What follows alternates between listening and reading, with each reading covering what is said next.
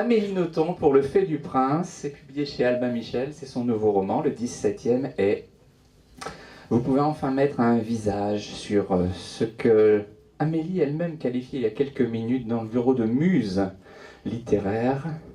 Et je dois bien avouer que moi-même j'avais très envie et depuis longtemps de pouvoir mettre un visage sur le prénom de Juliette Nothomb, sa sœur, à l'occasion d'un ouvrage de cuisine intitulé tout simplement La cuisine d'Amélie, illustré par Jules, avec des dessins qui valent, j'allais dire, plus que du grain de sel. 80 recettes de Derrière les fagots, publié également chez un excellent éditeur, Albin Michel.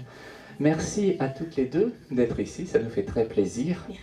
Merci. Comment Amélie regarde sa sœur cuisiner, qu'est-ce que ça représente pour elle, et comment Juliette regarde Amélie écrire? Mais moi, j'ai regardé Amélie écrire avant tout le monde. Il y a une époque où je pouvais lire de façon hebdomadaire ce qu'elle avait écrit. Et dans le texte, avec l'écriture d'Amélie, c'est une écriture caractéristique et très serrée. Vous savez, jusque fin 97, Juliette et moi, on a vécu ensemble. Donc c'est comme le Christ, hein. On est resté, on n'a pas quitté la maison avant nos 30 ans et plus. Donc c'était une situation absolument merveilleuse, parce que vivre seule avec Juliette, mais vous ne savez pas le bonheur que c'est. J'étais l'individu le mieux nourri du monde. On le comprend en lisant le livre. Vous ne pouvez pas imaginer comme ma situation alimentaire a changé depuis que j'ai quitté Juliette. Je suis passée des reliefs d'ortolans aux racines en un temps record. J'ai beaucoup souffert, en même temps ça a coïncidé avec mon installation dans votre pays. Donc la France a longtemps été pour moi synonyme de misère, disette, famine. De tradition culinaire minable. C'est comme ça qu'on la qualifie dans le monde en général. La France, la nourriture en France, c'est vrai, c'est vrai. Mais bien sûr, il y avait l'aspect ô combien gastronomique de l'affaire, mais aussi l'aspect littéraire, parce que Juliette est depuis ses 16 ans une très très très grande cuisinière, mais depuis l'aube des temps et depuis bien avant moi, puisque Juliette est mon aînée de 2 ans et demi, Juliette est une lectrice et une poétesse et une dramaturge absolument géniale. Juliette est certainement la personne qui a le plus compté à tout point de vue dans ma vie. Alors, pour avancer un petit peu dans cette histoire particulière, on parlera de vos livres, mais on va d'abord parler un petit peu de vous deux, puisque c'est vraiment une chance de vous avoir toutes les deux. J'aimerais bien que vous me disiez l'une et l'autre, quelle a été votre réaction lorsque l'une est devenue l'un des personnages importants des livres d'Amélie, et l'autre, ce qu'elle a dit à sa sœur lorsqu'elle a fait d'elle un personnage important de ses livres. Juliette d'abord, qu'est-ce que ça vous a fait de vous lire ou de voir que vous aviez été casté pour jouer dans les romans d'Amélie?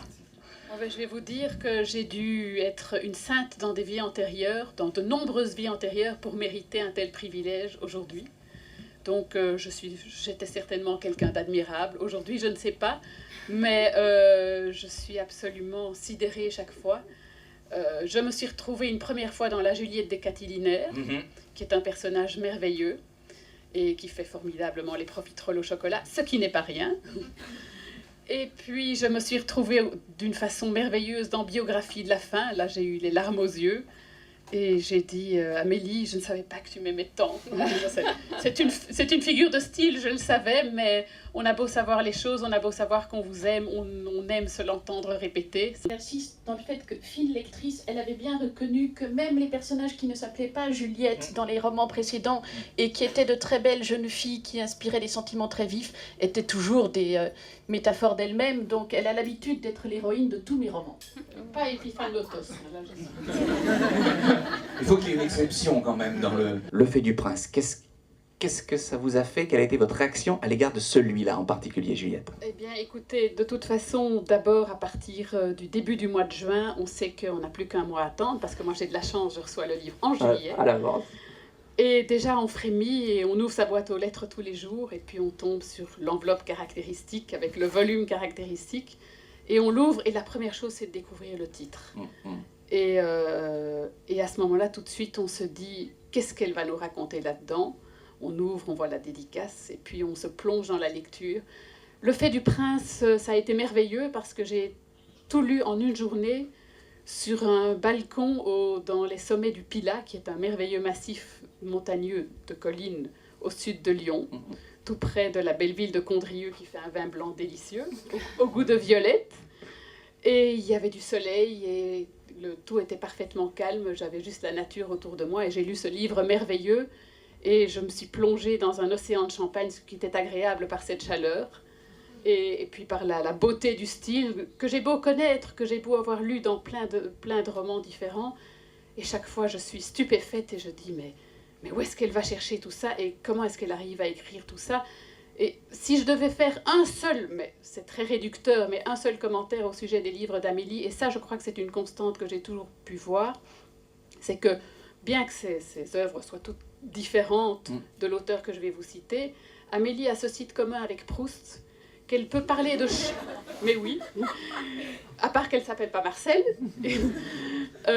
qu'elle peut parler de choses qui sont somme toute, vues d'un certain point, banales ou ordinaires, ou en tout cas de choses que nous avons tous connues et que nous avons tous ressenties, mais elle exprime ces choses de tous les jours et ordinaires de façon extraordinaire, avec une étude poussée, aussi bien psychologique que esthétique, qui est absolument époustouflante. Tout comme Proust a pu écrire pendant des pages et des pages comment il se réveillait le matin et comment il embrassait sa mère le soir, mais nous avons tous vécu ça. Mais nous écrivons « Maman est venue me donner un bisou au lit et j'ai bien dormi ». Eh bien, Proust, il en fait des merveilles. C'est un peu mieux que ça, oui. Comment avez-vous regardé ce choix tout à fait particulier? Parce qu'évidemment, c'est un livre de cuisine, mais ça ne ressemble pas seulement à un livre de cuisine. Il y a plein de choses qu'on peut fabriquer, et en général, c'est plutôt expliqué simplement, mais c'est aussi, évidemment, calqué. En tous les cas, il y a un regard particulier sur la cuisine dans vos propres histoires qui est ici en filigrane, qui paraît et même transparaît très clairement dans certaines pages, puisqu'il y a des extraits de vos propres livres. Donc même question, comment vous avez regardé le livre de Juliette et que votre sœur, à son tour, se mette à faire des livres et qu'il y ait un Nothomb sur une couverture et que ce ne soit pas Amélie Nothomb? Mais ça m'a fait un bonheur fou, parce que déjà, il faut quand même le dire, je crois qu'il y a peu de sœurs sur Terre qui s'aiment autant que Juliette et moi. Hein. Alors, le bonheur de partager cette aventure rigolote qui consiste à voir son nom sur une couverture de livre, partager ça avec ma sœur, c'était merveilleux.